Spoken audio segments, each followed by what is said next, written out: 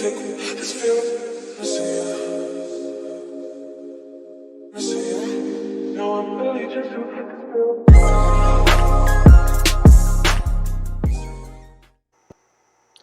happening, everybody? Wednesday, 12:06 a.m. here in Colorado. Thanks for watching this video. Today we are going to continue where we left off with the Cisco 300-410. We covered some of this stuff in here. Specifically, we covered route filtering using route maps. We also, in another video, covered tagging using route maps, loop prevention using tagging and filtering. So these two kind of 1.2 and 1.3 tied together in our example. So the purpose of this video originally was to cover attributes with route maps, and I went down that rabbit hole for a little while, labbing, and I'm actually leaning towards this 1.4 now, troubleshoot redistribution between any routing protocols.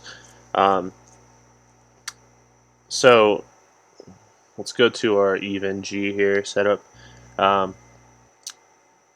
So if you guys recall from the previous videos, we have some routes in RIP that are being redistributed into EIGRP, and then those same routes are all being redistributed into OSPF. The problem that we ran into originally is that the route to 1.1.1.0 from router 4 will prefer EIGRP in one instance, and then router 5 will prefer router 6 to get to 1.1.1.0, and vice versa. When router 4 prefers router 6 to get there, router 5 prefers router 3. So these two, router 4 and router 5, are flip-flopping. They're both not simultaneously preferring router 3 as the next hop. So we use route maps and all that stuff to kind of tag and filter and all that stuff, so that the OSPF metrics are not being flooded throughout OSPF, because the situation was OSPF metrics were being preferred over the EIGRP as far as administrative distance goes. So I went down the rabbit hole of trying to figure out how to use a route map to change attributes so that this wouldn't happen. And what I found out was that there really isn't an applicable example to use a route map to change the attributes of either EIGRP or OSPF to make this happen. I tried to change like the EIGRP metrics to make it prefer the EIGRP over the OSPF, and none of that seemed to calculate the right way. So this video is going to cover troubleshoot redistribution between two protocols, but with that being said, it's going to be a quick video. Because OSPF, when these routes are being from EIGRP into OSPF, OSPF is then taking that route and then flooding it with a metric of 110, right? So that's why router 6 is preferred as a next hop in some instances, as opposed to router 3 to get to router 1. So what we have to do is, because this EIGRP is using a metric of 170, what we have to do is we have to change the OSPF metric, administrative distance, so that it's higher than 170. So that's all this video is going to do, is show you how to change the OSPF external route metric to something higher than 170 so that EIGRP is the preferred next hop. So let's get into router. We'll go into router 4 first.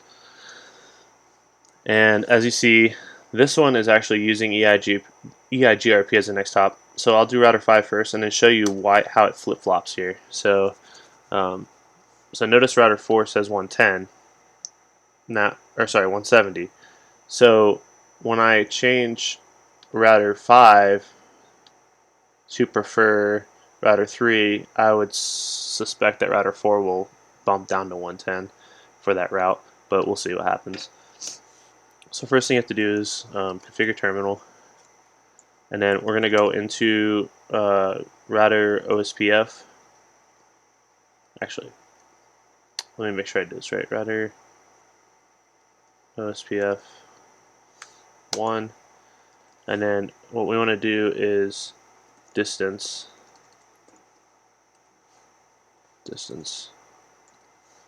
OSPF, and then external, and then we're going to set this metric to be 171.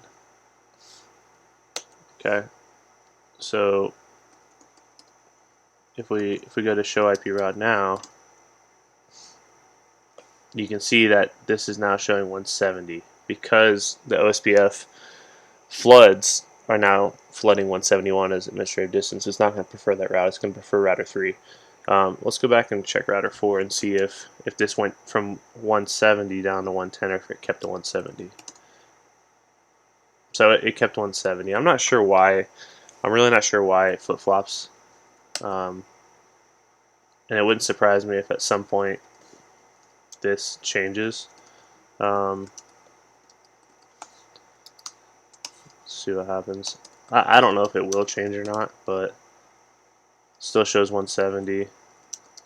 And I don't suspect it. I don't suspect it will, I guess, now, but before this, I thought it might have. See. I don't know if this is actually going to do anything.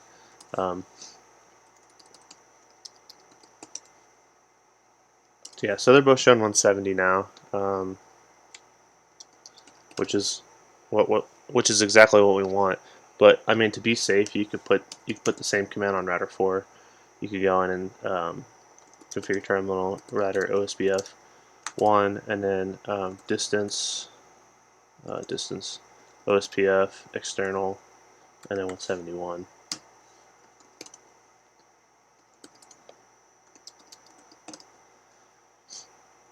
Yeah, so it's going to keep that metric that we want, the 170, which is hop 3. And then just to show that this is really nice, is that router 6 should be load balancing between router 4 and router 5. So let's go ahead and check that.